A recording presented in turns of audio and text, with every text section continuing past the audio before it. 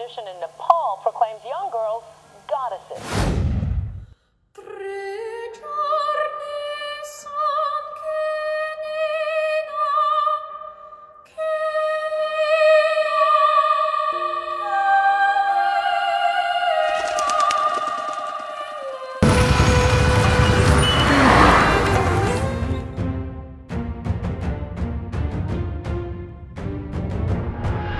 دولة تعداد سكانها 40 مليون شخص، موجود فيها أغرب الثقافات وأغرب الديانات في العالم.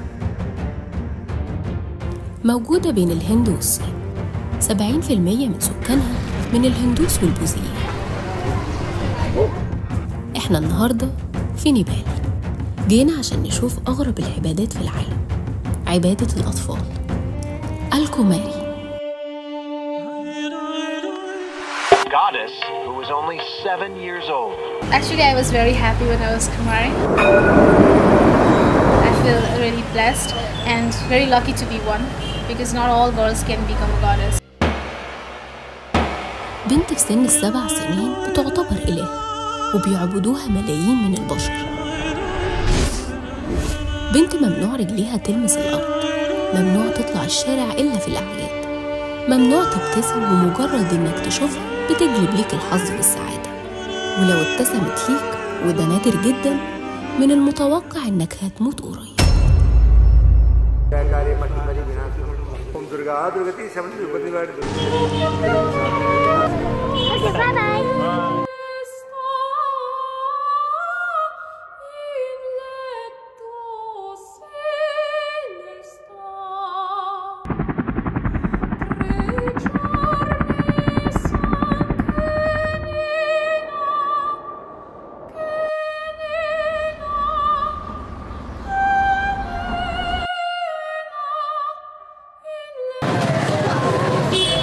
قررنا النهاردة نروح على واحدة من أغرب بلدان العالم، البلد اللي بيجتمع فيها جميع الثقافات، الغربية، الهندوسية، البوذية والمسيحية والإسلامية. جميع الديانات موجودة في المدينة دي، بس فيها عبادات اتصنفت من أغرب الثقافات والعبادات في العالم، زي عبادة وتقديس الأطفال وبالأخص البنات. إحنا دلوقتي في كاتماندو، عاصمة نيبال.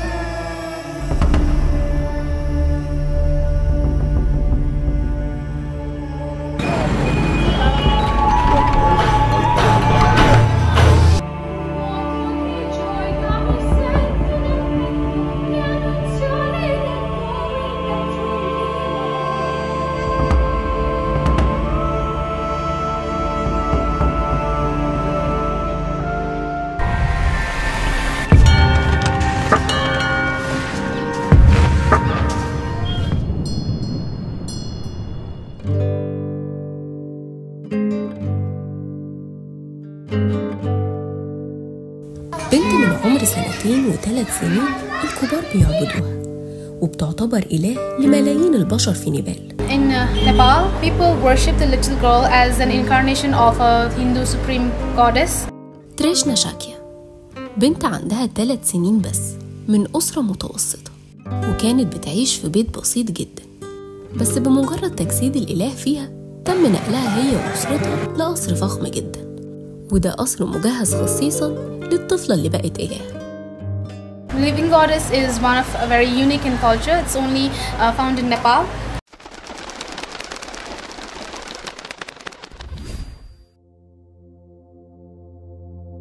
نيبال دولة موجودة في جبال الهيمالايا، وموقعها بالتحديد موجود بين الهند والصين.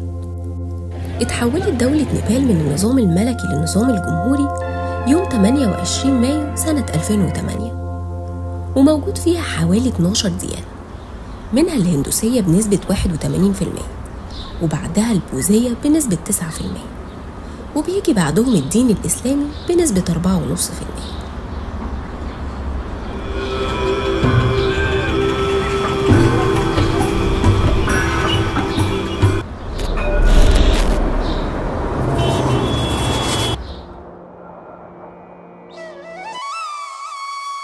الكوماري لازم تكون بنت، ومستحيل يكون ولد، لأن في اعتقادهم إن الحياة تولد من رحم امرأة، وكلمة كوماري نفسها بتعني العذراء. I've been the Kumari of Patan since 2000 April to 2010. I was 5 years old. بس مش أي بنت بتكون كماري، لأ، ده لازم تعدي من 32 اختبار، وبيتم اختيارها في طقوس سرية جدا. أول اختبار هو السن، وبيتم اختيار البنت اللي ما بين 2 و4 سنين. When a Kumari retires, there is a community who look for the eligible girls who may be like from 3 years to 6 or 7 years. ولازم تكون جميلة جدا ورموشها زي رموش البقر، ويكون الصوت واضح زي البطة. وبمجرد ما تعدي من جميع الاختبارات بيتم تصنيفها، وبتتنقل للقصر وبتبقى إله رسمي.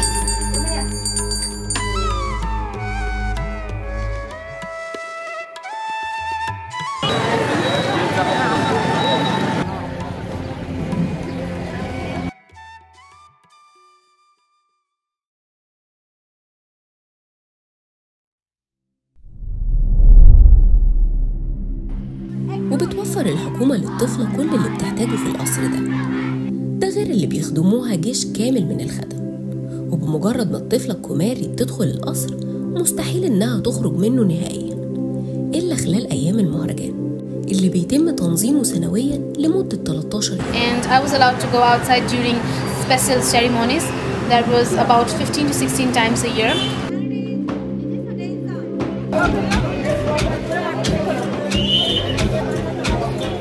But at that time I had to be carried in a palanquin or in someone's arms so that my feet wouldn't touch the ground. الكماري بيعتبر ثقافة مش ديانة، وبيتغير كل فترة، يعني بيفضل لحد ما البنت بتكبر وبيبدأ شكلها يتغير، بمعنى إن الإله بتاعهم بيتغير كل فترة. لا إله إلا الله.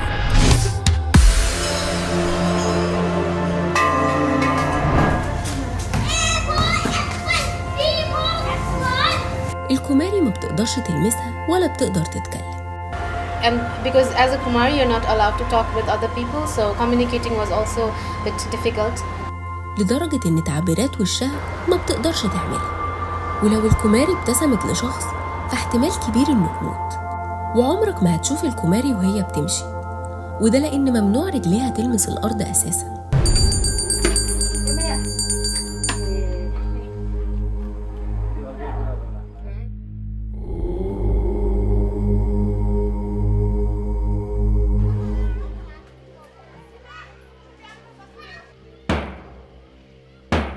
I think like if she could go outside just as other girls, there'll be no difference between a goddess and a girl. So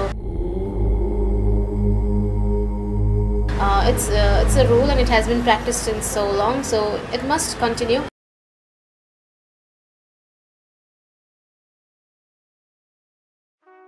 مية شخص بيجوا يوميا للمكان ده علشان يعبدوها وياخدوا البركة، وده لأن مجرد زيارتها في المعبد وإنك تشوفها بتجلب ليك الحظ والسعادة في حياتك. ولو كنت سعيد الحظ ولمست البنت فده يعني إنك هتكون من أغنى الأغنياء.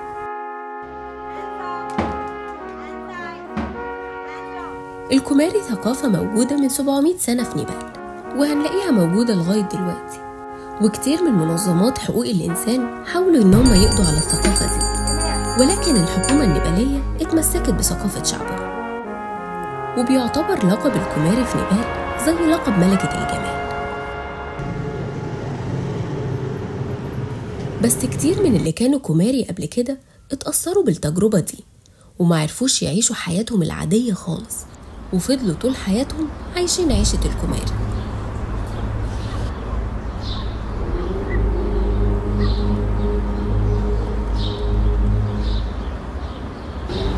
My aunt was also a Kumari.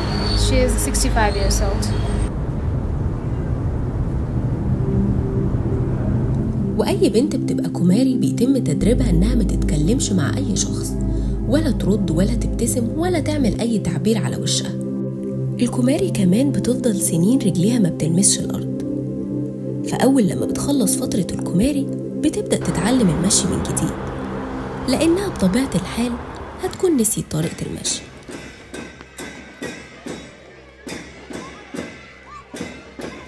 In the first few months I was not able to like walk properly. I needed someone's help.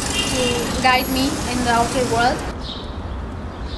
It was like all, it was very shocking for me. It was very strange.